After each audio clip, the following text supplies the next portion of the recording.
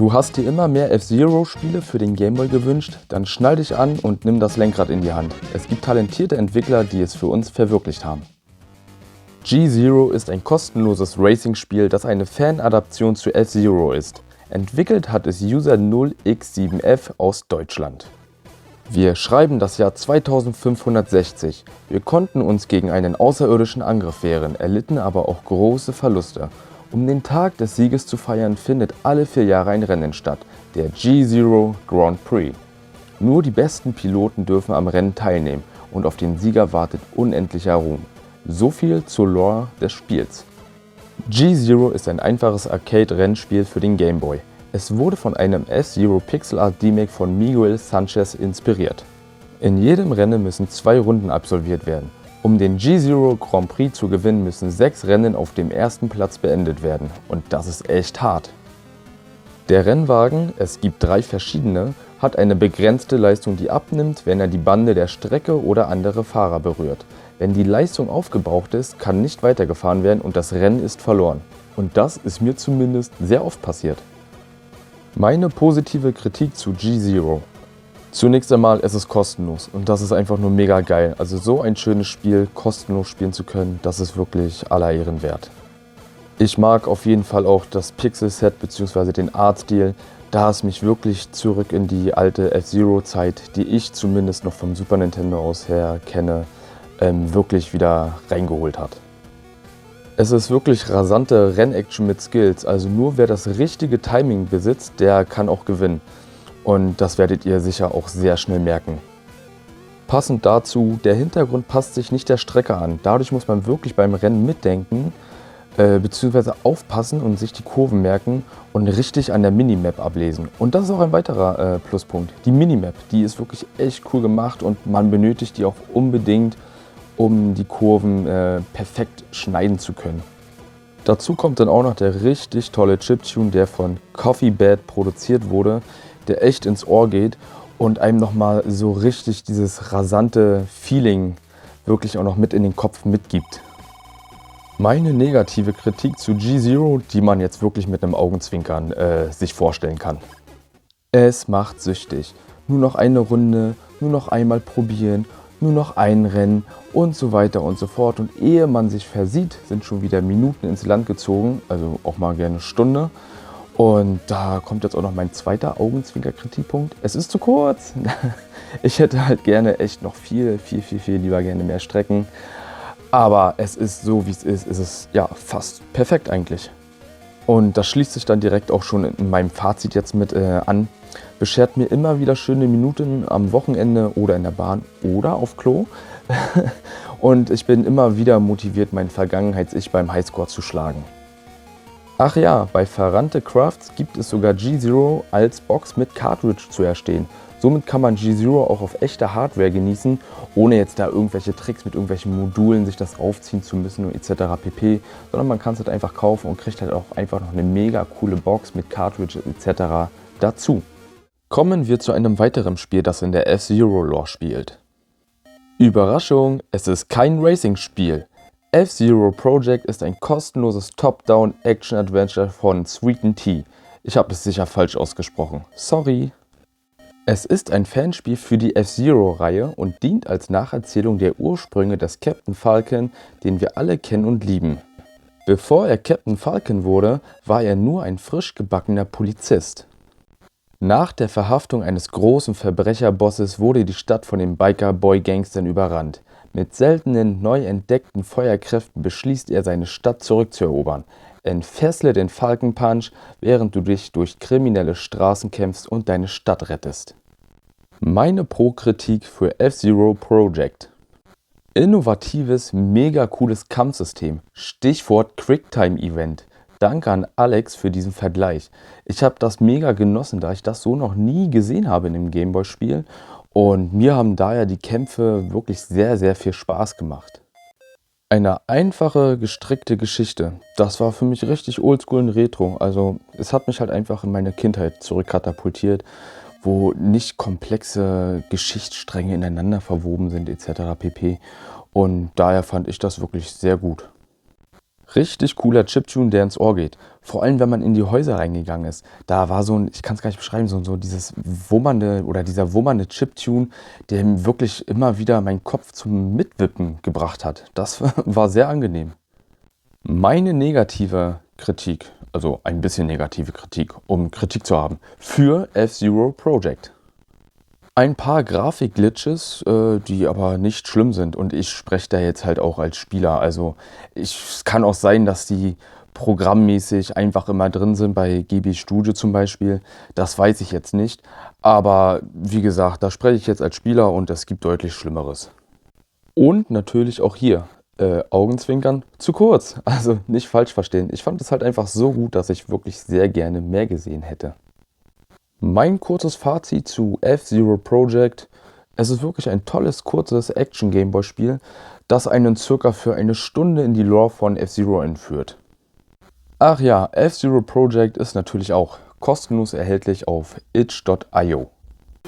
Das waren meine 2 Empfehlungen für einen F-Zero-Abend auf dem Gameboy. Survival auf dem Gameboy, kann das funktionieren? Cold Knights beweist eindrucksvoll, dass es tatsächlich klappen kann. Natürlich ist es aufgrund der Hardware limitiert, aber das Spiel schafft es grundsätzlich, beide Sachen gut in Symbiose zu bringen. Wer damals Stranded Kids geliebt hat, wird Cold Knights definitiv mögen. Das Spiel wurde vom polnischen Indie-Developer Fizzly Mike entwickelt. Kurz zur Story: Du wolltest mit deinem Flugzeug nur mal einen kurzen Rundflug über die verschneiten Berge machen. Alles lief nach Plan, du hattest einen schönen Tag, dann stürzte dein Flugzeug ab. Fizzly Mike hat folgende Features für sein Spiel angegeben: Verwende dein Taschenmesser, das mit verschiedenen Werkzeugen ausgestattet ist. Finde Lebensmittel und teile sie dir ein. Wenn du hungrig zu Bett gehst, wird dein Protagonist krank. Entzünde ein Feuer, um dich nachts warm zu halten. Ansonsten könntest du dich erkälten oder sogar sterben. Finde und plündere verschiedene Dinge. Versuche sie zu kombinieren, um Gegenstände zu erschaffen, die dir beim Überleben helfen. Finde und crafte Ausrüstung, um den unerbittlichen Schneesturm durchqueren zu können. Hole Hilfe und überlebe. Meine Pro-Kritik: Tolle Pixelart, die eine wunderschöne winterliche Atmosphäre versprüht. Alle Maps haben schöne Details. So hat mich der zugefrorene See wirklich beeindruckt, oder auch die Innenräume. Auch detailreich: Wenn man ein Feuer im Kamin der Stammhütte entzündet, kommt aus dem Schornstein Qualm. Wirklich sehr tolles Detail. Das Gameplay aus Probieren und Studieren funktioniert absolut fantastisch. So muss man essen, schlafen und sich via Kaminfeuer warm halten. Nur wenn diese Aspekte erfüllt sind, kommt man auch in der Story voran, indem man dann Schneeberge beseitigen kann und neue Bereiche freischaltet. Dort finden wir dann Gegenstände, die wir mit unserem Taschenmesser bearbeiten müssen, um sie dann kombinieren zu können. Das ist dann der Progress, der einen auch wirklich motiviert. Das Menü, das hat mich umgehauen, vor allem der Artstil. So sind Gegenstände, Taschenmesser und Kombinationsmöglichkeiten liebevoll gestaltet. Auch die Statusanzeige, welche Klamotten man anhat, sieht sehr schön aus. Hat mich wirklich absolut umgehauen. Der Progress, ich muss das nochmal aufgreifen. Wirklich ein toller Loop, der motivierend war. Ich will da jetzt auch nicht zu viel verraten, wegen Spoiler. Aber man kommt in bestimmte Bereiche des Spiels erst, wenn man sich erfolgreich mit den Gegenständen durchkombiniert hat. Das war wirklich sehr befriedigend. Es gibt immer was zu finden. Das ist schön, da man so jeden Schrank durchsucht und die Freude riesig ist, wenn man ein Schlüssel-Item oder auch einfach nur Konservendosen findet. Kommen wir zu meiner negativen Kritik. Nach Kritik muss ich dann schon mit der Lupe suchen. Oder in diesem Fall mit der Ohrmuschel. Keine Musik und Soundeffekte bisher. Kam ich mit klar, hab mir einfach Winterambiente auf YouTube nebenher angemacht, trotzdem wollte ich es erwähnen. Ich stehe nämlich zum Beispiel total auf Chiptunes. Vielleicht fügt Fizzly Mike diese noch hinzu. Das wäre wirklich großartig. Mein Fazit: Cold Knights ist ein schönes Survival-Spiel für den Gameboy, das auch mit einem Setting aufwartet, das man zwar schon kennt, aber meiner Meinung nach noch nicht zu sehr ausgelutscht ist auf dem Gameboy.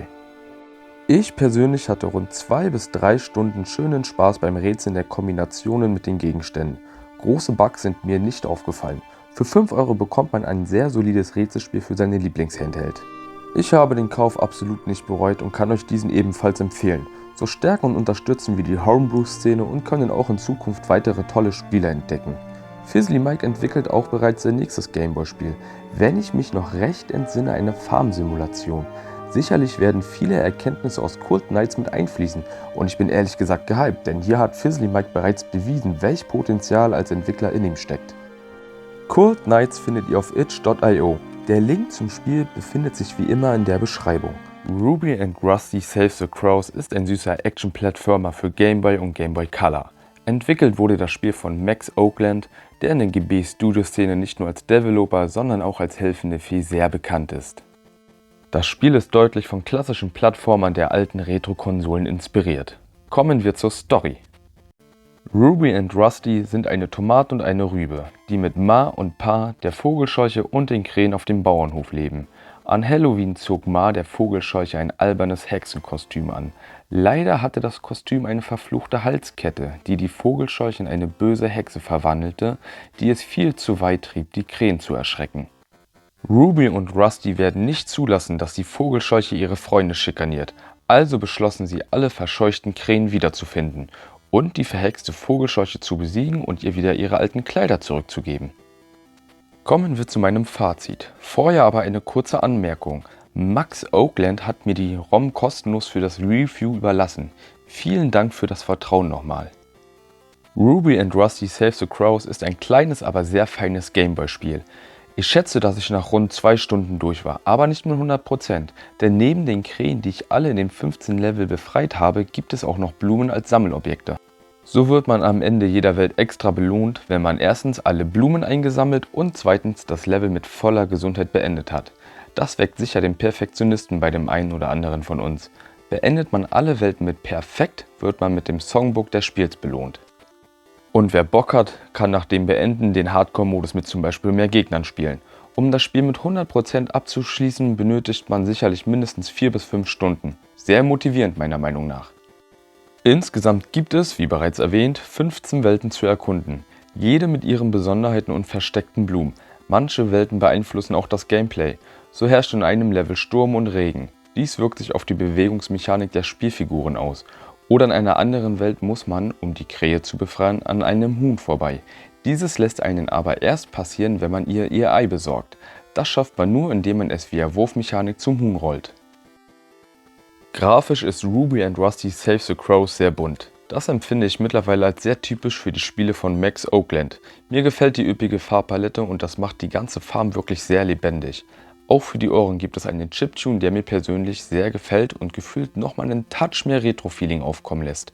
Wer schon die Beta von Wing gespielt hat, wird auch hier sofort die Handschrift von Max Oakland erkennen. Die Kämpfe sind altbewährt und erinnern an Klassiker wie Mario. So lassen sich Gegner besiegen, indem man auf sie hüpft oder man ihnen Gemüse um die Ohren wirft. Ich fand diesen Aspekt sehr gut, denn so kommt das Spiel ohne direkte Waffen aus und macht es meiner Meinung nach auch family-friendly. Einer Spielsession mit dem Nachwuchs steht also eigentlich nichts im Wege. Die Geschichte ist knuffig, leichte Kost und fügt sich wunderbar in die Welt ein. Das hat mir wirklich gefallen. Man kann sich somit komplett aufs Gameplay konzentrieren, ohne etwas zu verpassen. Die Bosskämpfe haben mir auch sehr gefallen. So muss man des Öfteren gegen die verhexte Vogelscheuche kämpfen. Diese Kämpfe sind weder zu schwer noch zu leicht. Generell ist der Schwierigkeitsgrad genau passend. Zumindest für mich. Da ich kein Plattformer-Profi bin, könnte es eventuell geübten Spielern zu leicht sein. Vor jedem Start eines Levels darf man sich einen Protagonisten aussuchen, mit dem man eben jenes durchspielen mag. Entweder Ruby oder Rusty, Tomate oder Rübe. Das ist ein tolles Feature.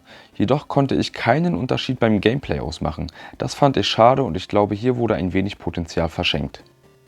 Das Spiel ist für $8 auf itch.io verfügbar und ich empfehle es jedem Gameboy- und Plattformliebhaber. Vor allem, weil man mit dem Kauf einen kleinen Homebrew-Developer unterstützt. Das hilft der Szene ungemein. Die physischen Cartridges sind leider schon alle ausverkauft. Max Oakland arbeitet aktuell an seinem nächsten Projekt, das auch bald seinen Release hat. Wing and the Broken Robot. Das wird auch ein Plattformer, jedoch mit deutlich mehr Umfang, wie zum Beispiel einer Open World. Hier 2031 ist ein postapokalyptisches Homebrew-Gameboy-Spiel von Kocian Tech aus Tschechien. Das Spiel ist ein Rollenspiel, das in der Top-Down-Ansicht gespielt wird, enthält Puzzle-Elemente, ein gutes Kampfsystem und Aktivitäten wie Fischen und Holzfällen. Auch Pflanzen können angebaut werden. Die Kickstarter-Kampagne konnte erfolgreich abgeschlossen werden und die digitale Fassung des Spiels kostet auf itch.io $12. Kommen wir zur Hintergrundgeschichte des Spiels. Das Jahr 2021 begann wie jedes andere Jahr. Bald kamen Nachrichten über einen neuen Virus. Es begann am anderen Ende der Welt, aber innerhalb weniger Monate erreichte das Virus Europa. Bald war niemand mehr sicher. Die Regierungen begannen ihre Grenzen und Fabriken zu schließen, alles um das Virus zu stoppen. Die Menschen begannen ihre Jobs und dann ihre Häuser zu verlieren.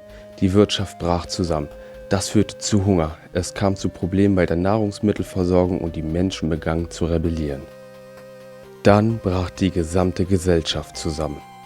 Entdecke die Welt 10 Jahre später, eine Welt voller neuer Abenteuer, Rätsel und Orte. Ich werde euch zunächst meine Pro-Argumente für das Spiel liefern. Ein absolut tolles Setting. Klassische Postapokalypse habe ich zumindest so noch nicht für den Game Boy entdeckt. Ich würde nicht mal sagen, dass Year 2031 ein klassisches Fallout für den Game Boy ist. Es erinnert mit seiner Atmosphäre eher an Spiele wie Metro, Stalker oder Atom-RPG. Auch in der Spielebeschreibung steht, dass die Region, in der Year 2031 spielt, in Osteuropa zu verorten sei. Lustig ist auch, die Ingame-Währung ist Toilettenpapier. In Deutschland war das zu Beginn der Corona-Pandemie ein sehr begehrtes Gut.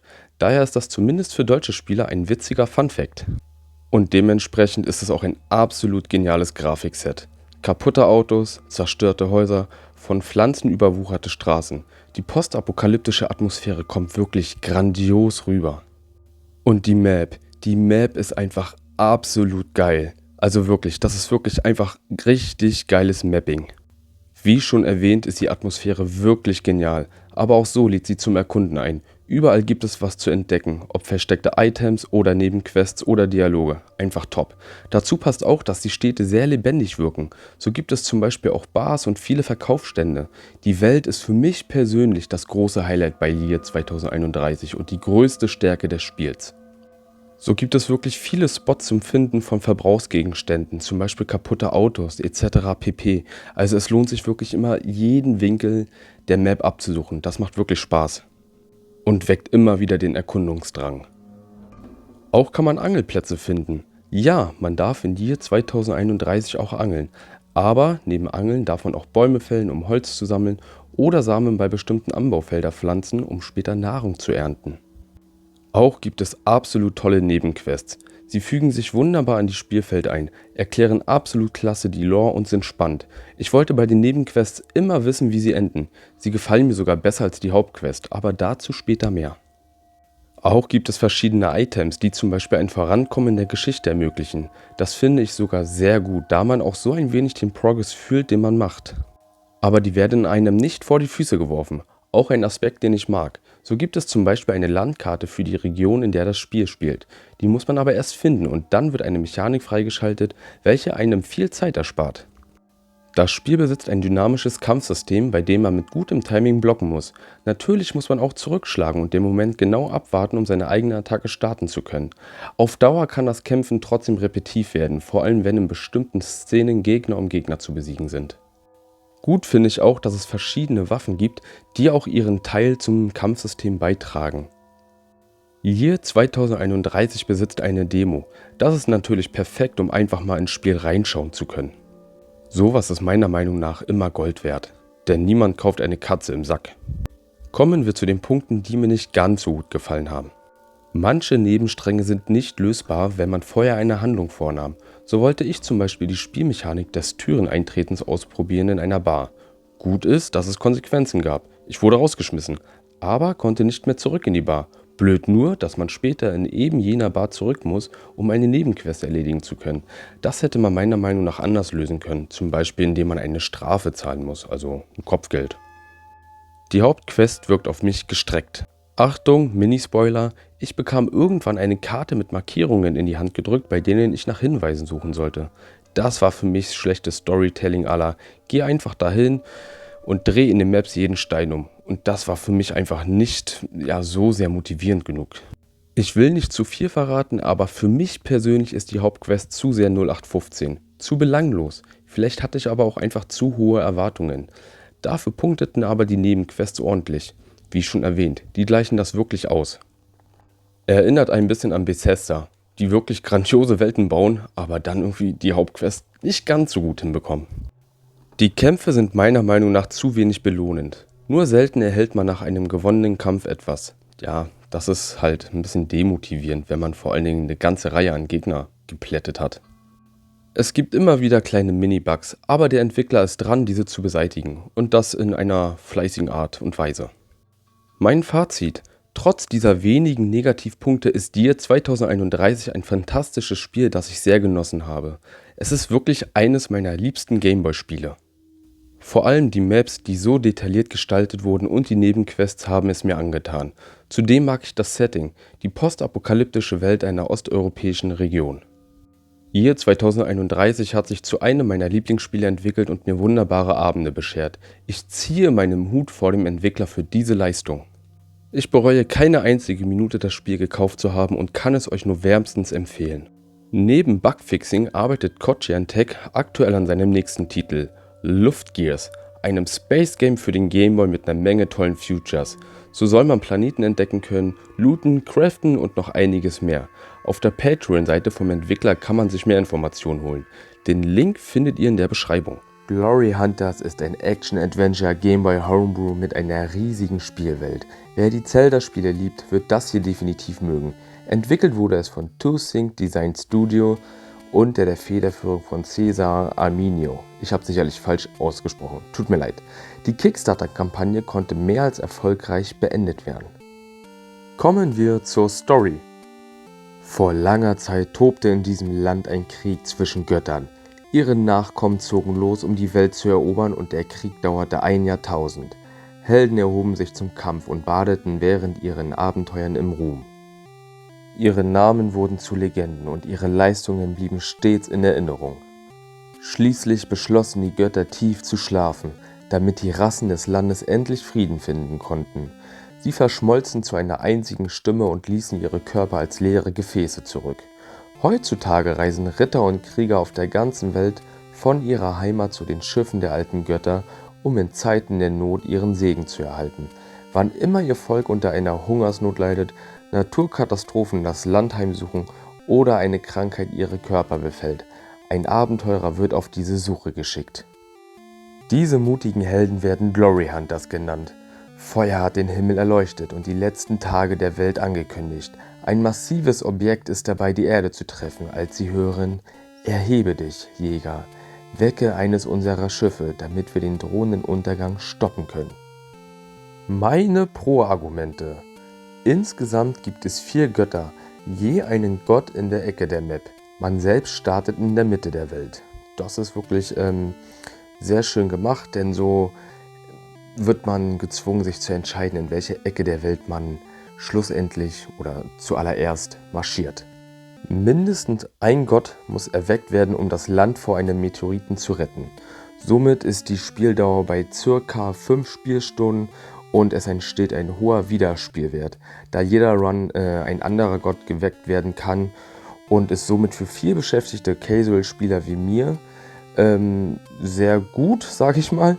Oder es ist auch möglich, in einem Run alle Götter zu wecken. Dann darf man sogar einen 5. geheimen Gott bestaunen. Gute Option für Hardcore-Spieler und Komplettisten, die dann so circa auf rund 20 Stunden am Ende kommen sollten. Es gibt einen Widersacher, wie bei den alten Pokémon-Editionen. Und das ist doch allein schon motivierend genug, dem anderen zu zeigen, dass man selbst der Allergeilste ist. Yeah!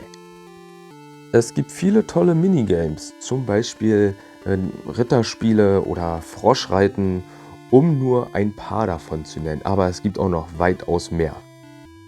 Das Achievement-System. Insgesamt gibt es über 600 Achievements. Es gibt gefühlt für jede Aktion im Spiel Achievements, welche bei jedem Freischalten einen Glory Point für den Spieler gewähren.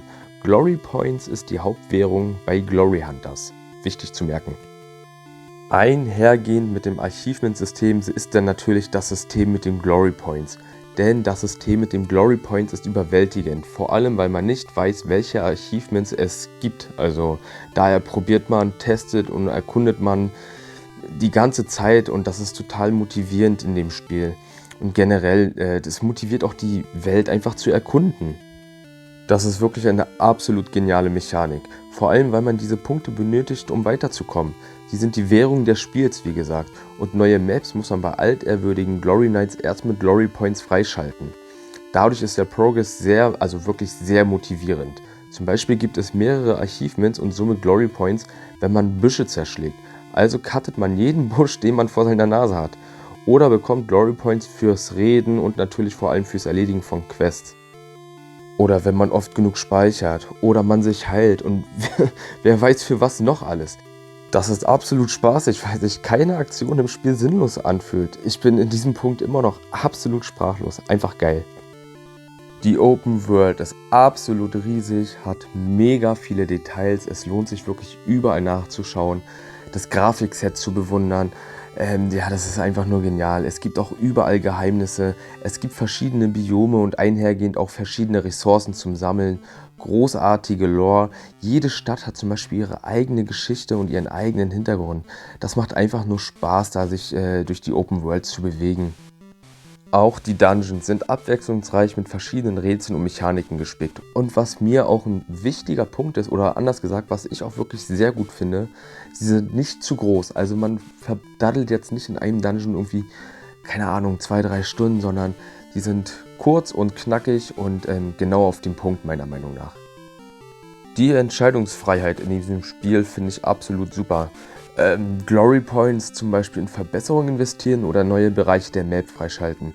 Vielleicht doch eine weitere Reise mit dem Schiff überbrücken oder dem Kartenaffen, ja, muss man dann selber sehen, was das für ein Affe ist, einen Glory Point geben, um spannende Orte auf der Karte markieren zu lassen. Vielleicht auch seine Karawane erweitern, die quasi ja, der Hub des Spielers ist. Das Sammeln von Ressourcen finde ich auch sehr toll in dem Spiel. Ressourcen wie verschiedene Steine, Fische, Pflanzen und Relikte sind zu sammeln, denn neben den Glory Points sind das weitere Währungseinheiten in Glorianta. So heißt die Welt. So bieten verschiedene NPCs ihre Dienstleistungen an und möchten mit den verschiedensten Ressourcen bezahlt werden. So möchten die Heiler der Welt immer ein Perfect Leaf als Gegenleistung für ihre Dienste. Man muss also auch mal Steine und Blätter farmen. Auch gibt es NPCs, die Rohstoffe gegen andere Rohstoffe tauschen. Ein richtig cooles Konzept für ein Gameboy-Spiel meiner Meinung nach. Also das hat mich wirklich sehr überwältigt. Wichtige Items, auch sehr gut gemacht. Im Laufe des Spiels kann man sich bei Händlern und Schmieden wichtige Items besorgen, die das Voranschreiten im Spiel ermöglichen. So benötigen wir zum Beispiel für Büsche und Steine in anderen Regionen bzw. Biomen Schwertverbesserungen, um die dortigen Ressourcen sammeln zu können oder um die Sprache anderer Völker zu verstehen, zum Beispiel das Book of Tongu. Man spricht das bestimmt anders aus, aber ich kann es nicht anders. Die Musik kommt von Rodrigo Núñez, ich kann keine spanischen Namen aussprechen, es tut mir leid, und ist ein wunderschöner Chiptune. Jede Region erhält seine eigene musikalische Kulisse, was die Besonderheit der Biome noch einmal unterstreicht. Natürlich gibt es auch extra komponierte Stücke wie für zum Beispiel Dungeons und Bosse, die sich auch allesamt sehr schön anhören. Bosse mit verschiedenen Kampfmechaniken. Klar, hat jedes Action-Adventure, aber hier empfand ich das ein oder andere sehr originell und ich wollte das einfach nochmal erwähnen. Die wunderschöne Bäcker Island.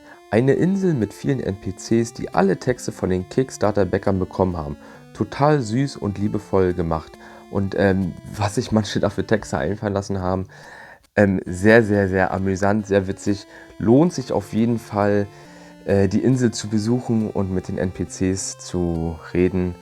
Da darf man auf jeden Fall das ein oder andere Mal schmunzeln oder auch mal ein bisschen kichern. Also fand ich wirklich sehr toll.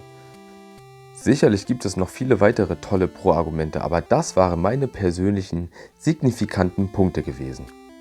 Ich bin kein Spielejournalist oder Selbstdeveloper, sondern wirklich nur ein Spieler.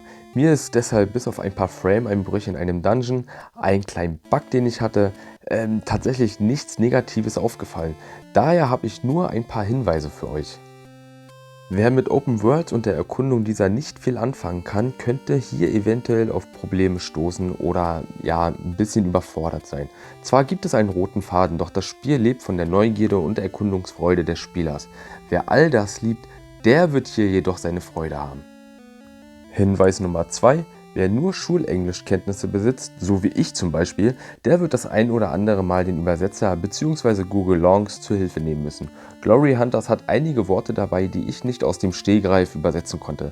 Aber das passt zu Lore und war daher okay für mich. Und ohne diese Wörter, also wenn man sie dann übersetzt hat oder sich Google Longs zur Hilfe genommen hat, dann macht das halt auch Sinn, dass auch diese schwierigen Wörter mit dabei sind, denn das Spiel lebt halt auch einfach davon.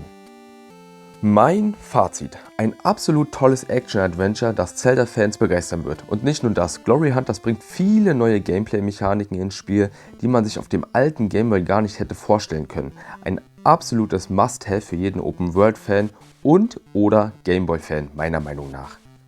Ich hatte richtig viele Stunden Spaß mit Glory Hunters. Die Welt, das Setting, die Grafiksets, der Sound dazu, das alles hat mich richtig hineingesogen ins Spiel. Besonders toll empfinde ich den Fakt, dass es Casual- und Hardcore-Spieler gleichzeitig anspricht. So kann man immer wieder Glory Hunters einwerfen und vielleicht doch einen oder zwei Götter mehr erwecken. Persönlich freut es mich auch für den Entwickler, dass er dieses Mammutprojekt beenden konnte, denn zwischenzeitlich litt er leider sogar unter Burnout. Umso schöner, dass wir das Spiel nun genießen können. Das Spiel gibt es seit dem 8.6.2024 für $5 auf itch.io und bei Bitmap Soft könnt ihr sogar das Spiel physisch mit Box und Cartridge und einigen Goodies erstehen. Für Sammler ein echter Muss. Wenn alles klappen sollte, sind des Weiteren ein Steam- sowie Switch-Release geplant. Unerwähnt möchte ich auch nicht lassen, dass ich das Spiel vom Entwickler zum Testen bekommen habe. Vielen lieben Dank dafür. Ich weiß das Vertrauen wirklich sehr zu schätzen. Dieses Spiel wird dein Pokémon-Herz höher schlagen lassen. Demons ist ein kostenloses Top-Down-Rollenspiel, bei dem man Monster fängt und diese in Kämpfen einsetzt. Klingt also stark nach einem bekannten Franchise, aber Demons bietet einige Gameplay-Elemente, die die Spiele dann doch etwas voneinander unterscheiden. Entstanden ist Demons für den GB Jam 2021 und wurde von Lazy Death Games entwickelt. Kommen wir zur Lore von Demons. Vor 6 Jahren versuchte der exzentrische Dr. Faust ein Portal zu einer anderen Dimension zu öffnen. Stattdessen beschwor er versehentlich seltsame Kreaturen in unsere Welt. Diese als Demons bekannten kleinen Monster haben die Stadt heimgesucht und niemand weiß wirklich, was man dagegen tun soll. Heute ist eine brillante Erfinderin, auch bekannt als Deine Mom, in die Stadt gezogen, um sich Dr. Faust anzuschließen. Fausts Team neueste Erfindung könnte das letzte Puzzleteil zum Verständnis der Demons sein.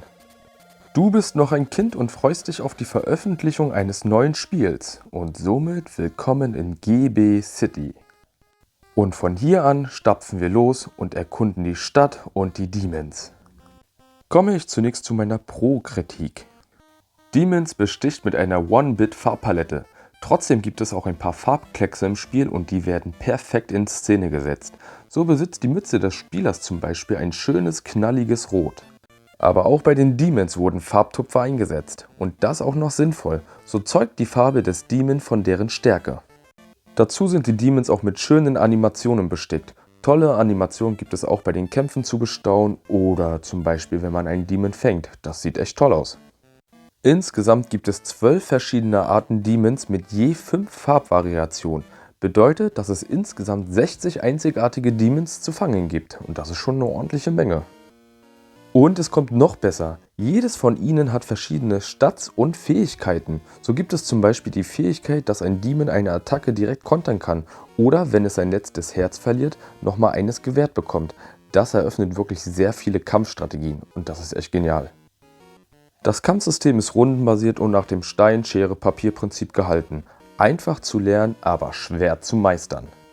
Vielleicht lag es an mir, aber ich habe schon ein wenig gebraucht, um das System vollends zu verstehen.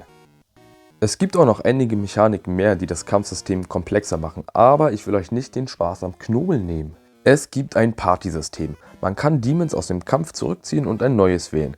Im Falle einer Niederlage eines Demon rückt das nächste nach. Und natürlich ist ein großer Pro-Punkt, dass man die Demons fangen kann. Ja, man kann die Monsterchen auch fangen und muss man natürlich sogar. Es war total befriedigend, als ich das erste gefangen habe und ich habe mich wie ein kleiner Junge wieder gefühlt. Das Fangen und Entdecken der Demons treibt auch die Story voran, sodass man immer motiviert ist, weitere Demons zu fangen. Sehr witzige Dialoge, vor allem mit Dr. Faust und der Mom des Protagonisten. Also manche Dialoge haben mich wirklich sehr, sehr schmunzeln lassen. Auch gibt es ein Storage-System, bei dem man Demons parken und abholen kann. Und natürlich gibt es auch einen D-Dex, also eine Übersicht über alle Demons mit entsprechenden süßen Texten zu den kleinen Monstern. Es gibt 2 verschiedene Enden, ein normales und ein geheimes. Und es gibt Easter Eggs, fragt mich aber nicht welche, denn ich habe weder eines noch weitere andere gefunden, also gar keins.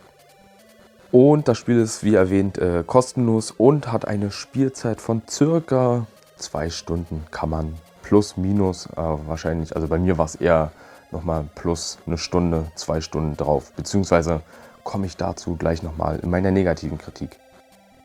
Womit wir jetzt auch schon bei meinem Negativkritikpunkt wären. Das Zufallssystem beim Auftauchen der Demons, also das hat mich tatsächlich am Ende meines Durchlaufs wirklich ein bisschen genervt. Hab selbst auf itch.io nachgefragt und der Entwickler meinte, dass es damals bei der GB Studio Version kein besseres System gab. Prinzipiell ist es wirklich auch kein Problem, denn also mir fehlt exakt ein Demon, um weiterzukommen. Und ich habe wirklich ewig das hohe Gras durchstreift, also wirklich sehr lange. Aber vielleicht bin ich auch einfach zu doof, um es zu finden. Denn das Easter Egg oder die anderen Easter Eggs, ich weiß nicht, ob es mehrere gibt, und somit das andere Ende, blieb mir bisher auch verschlossen. Kommen wir zu meinem Fazit. Konnte Demons mein Pokémon-Herz höher schlagen lassen? Absolut. Ich hatte mit Demons wirklich viele Stunden Spaß. Es hat mich wieder in meine Kindheit mitgenommen und gezeigt, weshalb ich solche Spiele immer geliebt habe und wirklich immer noch liebe. Während des Spielens ist die Zeit einfach nur so verflogen. Jeder, der damals die alten Pokémon-Teile gerne gespielt hat, sollte bei Demons zugreifen. Es ist kostenlos, bietet viele Minuten oder gar Stunden Content und wurde wirklich mit Liebe entwickelt. Und jetzt habe ich wieder so viel Bock drauf bekommen, dass ich wieder durchs hohe Gras laufen werde, um das allerletzte Demon zu fangen. Nightmare the Ninth King ist ein Game Boy Homebrew Action Plattformer im Dark Fantasy und Castlevania Style, das ein authentisches Game Boy Color Retro Feeling erzeugen soll, welches dem originalen Nintendo Entertainment Castlevania so nahe wie möglich kommen soll. Entwickelt wurde es von Elvis, der aktuell auch an einem Prequel arbeitet. Nightmare the Ninth King ist auf itch.io für $6,66 verfügbar und lässt sich wunderbar via Emulator spielen. Die physischen Cartridges und Boxen sind leider schon alle ausverkauft und wurden von Yastuna Games gepublished. Kommen wir zur Story. Das vergessene Königreich Mortemeyer tauchte Jahrhunderte später scheinbar aus dem Nichts wieder auf. Zu diesem Zeitpunkt erwachte neben dem Königreich eine junge Frau namens Erin. Und überraschenderweise schien sie von dem unbekannten Ruf unberührt zu sein. Mit nur einer Eisenpeitsche als Waffe muss Erin sich ihren Weg durch die verfallenen Straßen bahnen und das Geheimnis des Königreichs und seiner Rufe lüften. Obwohl ich nie wirklich Castlevania gespielt habe, ja, Schande über mich, fand ich Nightmare the Ninth King absolut fantastisch, hat mich total abgeholt und bot mir knapp 3 Stunden Spielspaß. Grafisch habe ich mich wirklich sehr an alte Game Boy Color Zeiten erinnert gefühlt. Die Animationen sind wirklich sehr gut gelungen und runden das gesamte visuelle Erlebnis ab. Soundtrack und Soundeffekte tragen auch sehr zur greifbaren und düsteren Atmosphäre bei. Die kommt auch weiter zum Tragen, denn im Königreich gibt es den ein oder anderen NPC sowie Brief zu finden. Diese erläutern und vertiefen die Lore zum Spiel. Das ist super befriedigend, so sind einige Lore-Schnipsel gut versteckt und das macht wirklich sehr viel Spaß, diese zu finden. Spaß hat mir auch gemacht, dass man 2 verschiedene Charaktere zum Spielen hat. Diese wählt man zu Beginn seines Abenteuers aus. Somit macht es also Sinn, das Spiel mindestens 2-mal durchzuspielen, denn beide Spielfiguren haben unterschiedliche Fähigkeiten und spielen sich dementsprechend auch anders. Zum einen haben wir da die junge Erin. Als Waffe darf sie eine Peitsche schwingen, Messer als Fernkampfwaffe benutzen und wie Will auf Illusion of Time über den Boden slayen und damit geheime Räume erreichen. Dann haben wir Bliss, der seinen Speer schwingt, weniger Leben hat, aber dafür einen Skill besitzt, mit dem er sich heilen kann.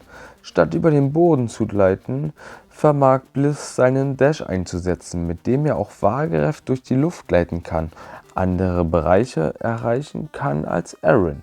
Total genial. Je nachdem, wen man wählt, ist auch der Schwierigkeitsgrad leichter oder schwieriger. Klasse fand ich auch die Bosse. Jeder von ihnen benutzt verschiedene Angriffsmethoden und erfordert daher unterschiedliche Strategien. Sie sind auch ordentlich knackig. Bei manchen Bossen habe ich sicherlich 4 oder mehr Anläufe benötigt. Vielleicht war ich auch einfach zu schlecht? Wer weiß das schon. Persönliche Anekdote. Mein Sohn hatte mir bei einem Boss zugesehen und meinte nach dem 3. Ableben, dass ich das nie schaffen würde.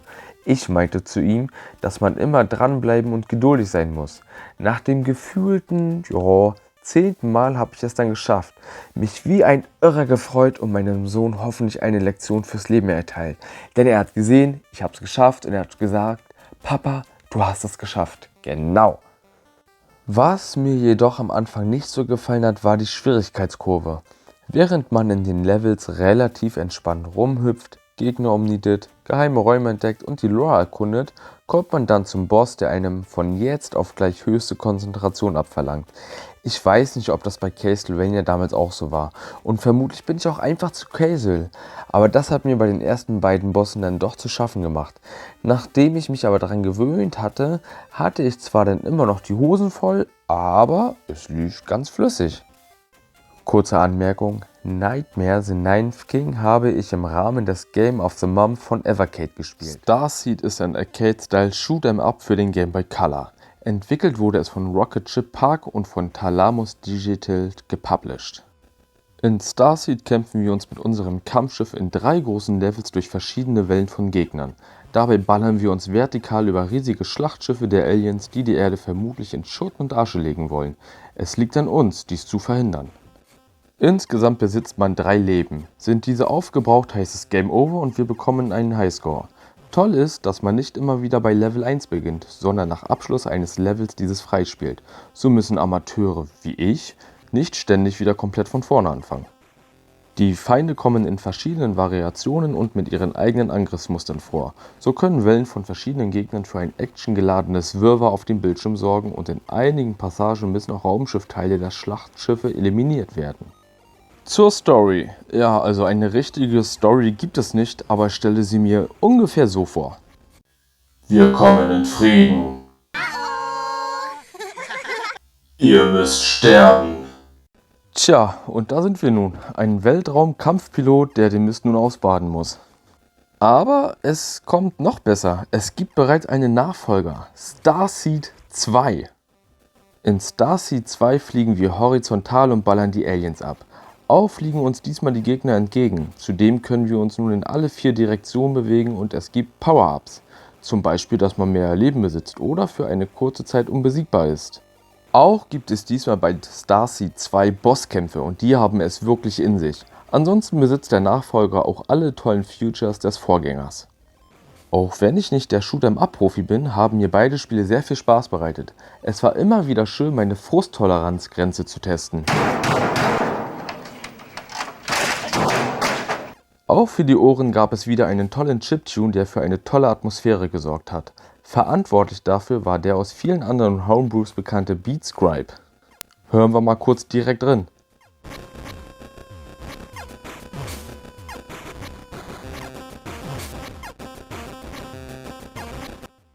Grafisch haben mich vor allem die riesigen Schlachtschiffe wirklich sehr beeindruckt. Wirklich tolle Arbeit. Insgesamt Starseed 1 und 2 haben mich übelst abgeholt, obwohl ich gar nicht so ein großartiger Arcade-Shooter-Fan bin. Aber ich weiß nicht, es hat mich total ans Genre jetzt rangeführt und es hat mir total Spaß gemacht, auch wenn ich hin und wieder wirklich abgeschmiert bin. Aber insgesamt wirklich top und ja, es hat mir so gesehen die Tür ins Genre geöffnet, gebe ich offen und ehrlich zu.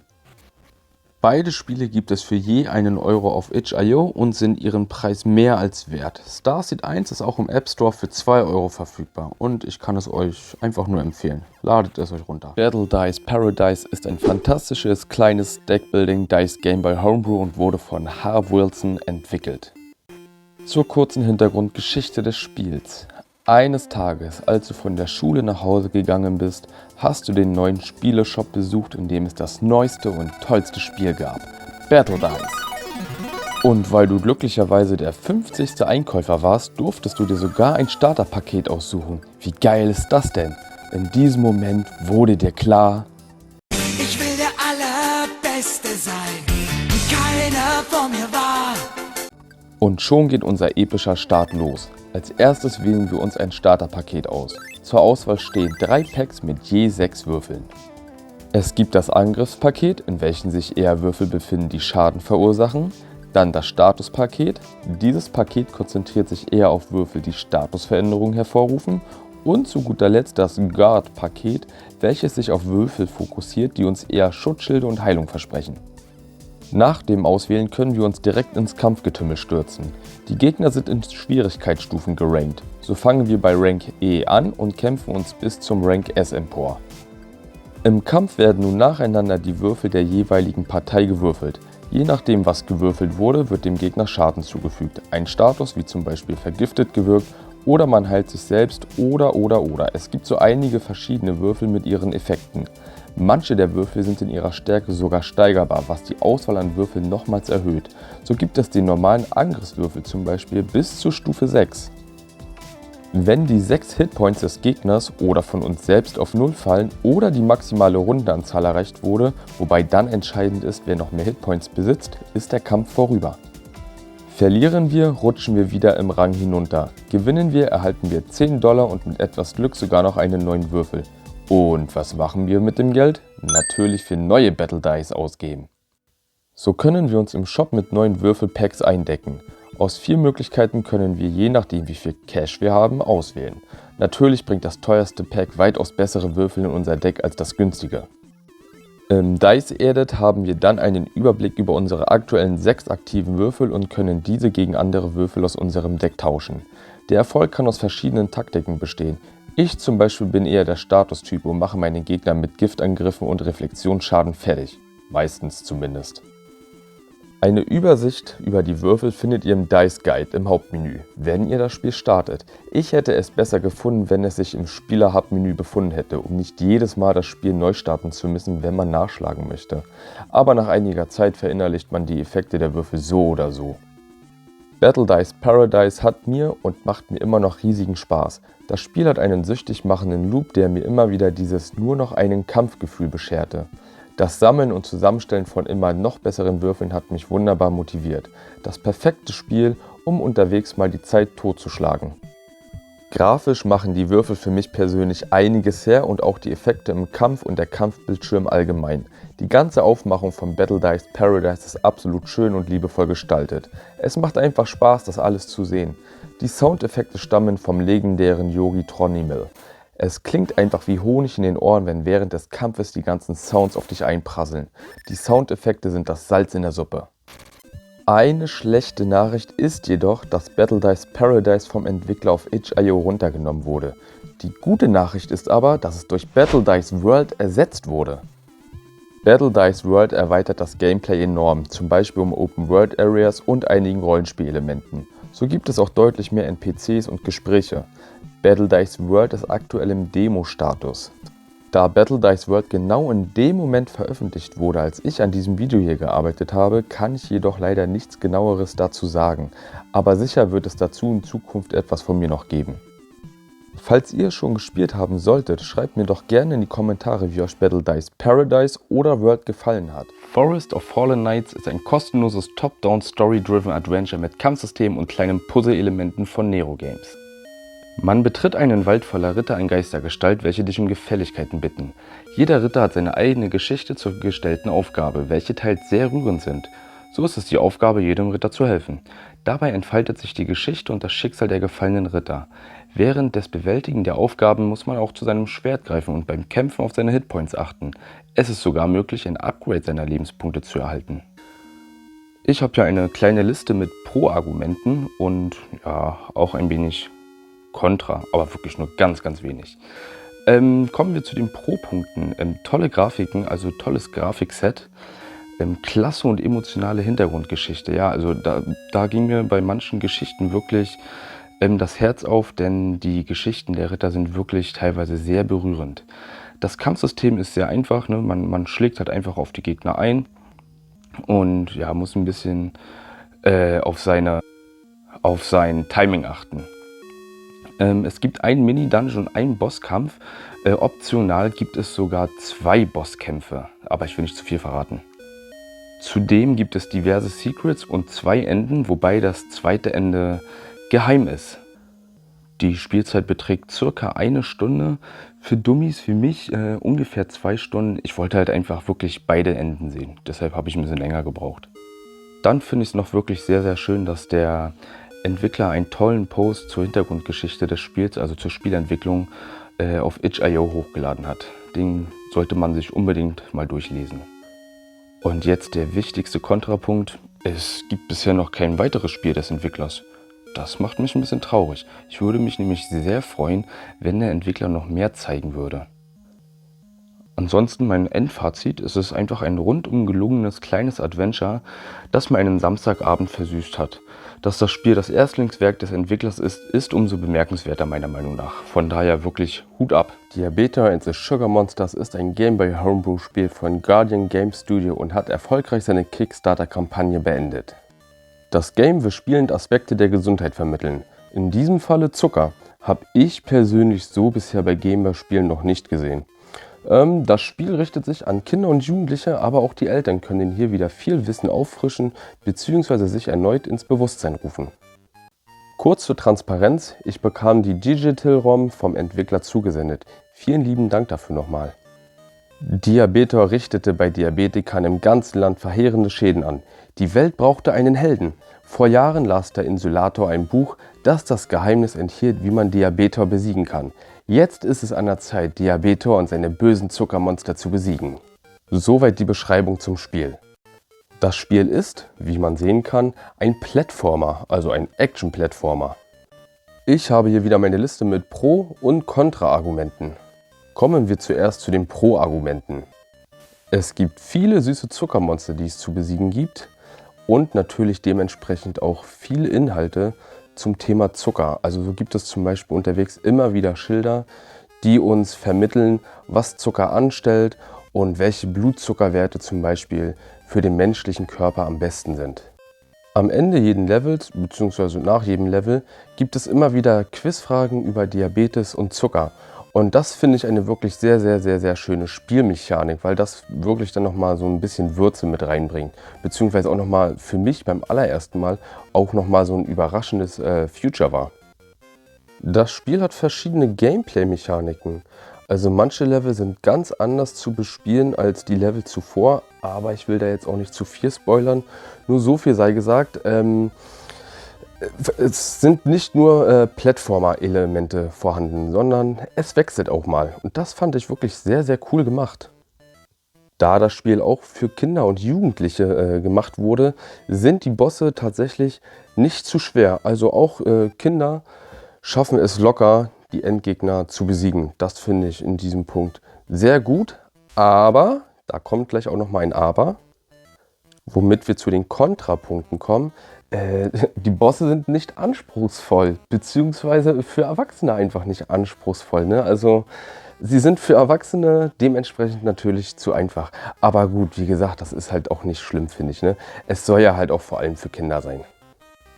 Und der Preis könnte den einen oder anderen eventuell abschrecken. Also es kostet auf Steam 10 € und ich kenne halt auch einige andere Spiele, die auch diesen Preis haben und die bieten halt zum Beispiel einfach mehr Content, meiner Meinung nach. Ne? Also das ist jetzt meine Meinung als Spieler, nicht als Entwickler.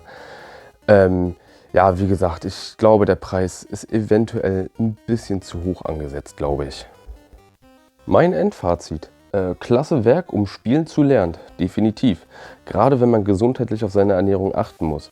Dabei geht es für mich hier nicht nur um Zucker, sondern generell hat mir das Spiel wieder in Erinnerung gerufen, dass man mehr achten sollte, was man verzehrt. Denn du bist, was du isst. Mich hat vor allem das Feature mit den Quizfragen nach jedem Level positiv überrascht oder dass sich manche Level komplett anders spielen. Das war echt herrlich. The Curse of Lake Pineview ist ein Horrorspiel für den Game Boy Color. Du bist ein Ermittler, der ein vermisstes Mädchen aufspüren soll, das offenbar mit dem Okkultismus zu tun hat. Um herauszufinden, was mit ihr passiert ist, musst du ihr Haus am See erkunden, ihre Dämonen in rundenbasierten Kartenkämpfen besiegen und mit ihrem Vater sprechen. Das Spiel wurde für den Ludum Dare 55 Jam entwickelt, einen Jam, den es schon seit über 20 Jahren gibt. Das Spiel musste innerhalb von 72 Stunden entwickelt werden. Und genau deshalb ist The Curse of Lake Pineview ein geniales, aber auch kurzes Spiel. Für mich persönlich erstaunlich, was Entwickler Zagoni da gezaubert hat. Besonders positiv überrascht war ich über den Soundtrack und das Kampfsystem mit den Karten. Das war wirklich mal was erfrischend anderes. Zwar geht das Spiel nur rund 15 bis 20 Minuten, aber die zeugen davon, welch tolle Fähigkeiten der Entwickler hat. Grafisch kann sich das Spiel auch sehen lassen. So ist das Haus detailreich gestaltet und die Farbpalette lässt schöne Horror-Vibes entstehen. Das waren, wenn ich mich nicht verzählt habe, 13 Game Boy Homebrews, die ich letztes Jahr gespielt habe. Wenn ihr noch weitere Homebrews finden wollt oder sehen möchtet, dann schaut doch einfach in das jetzt aufploppende Video. Dort befinden sich zum Beispiel Game Boy Advance Homebrews vom GBA Jam 2024. In diesem Sinne, gerne ein Like und bis zum nächsten Mal. Ciao!